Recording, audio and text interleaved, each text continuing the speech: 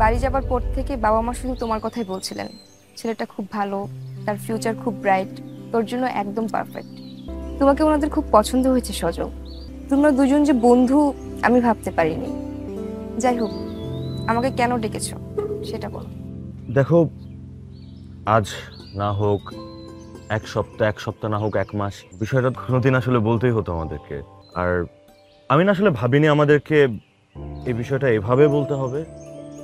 আমরা যদি বন্ধু না হতাম কোনো প্রবলেম ছিল না, কিন্তু যেহেতু আমরা বন্ধু তাই আমরা চাই না আমাদের মধ্যে কোনো ভুল বোঝাবুঝি হোক। তাই ডিসাইড করলাম। কি? বল না। আচ্ছা, আমি কি চলে যাব? না না, দেখো জোনাকি, তোমার ভাইয়ের বিয়েতে ও তোমাকে প্রথম দেখে। ও তোমাকে প্রথম যখন দেখে তখন থেকেই ও ভীষণ রকমের ভালোবাসে তোমাকে। ও তোমার প্রেমে পড়ে যায়। দিন নেই রাত নেই ও শুধুই তোমার কথা ভাবে। আর ও একটু ইন্ট্রোভার্ট। ও আসলে কথাগুলো নিজে থেকে বলতে ভয় পাচ্ছিল দেখে আমি ওর হয়ে বলে দিলাম যে ও তোমাকে ভীষণ ভালোবাসে।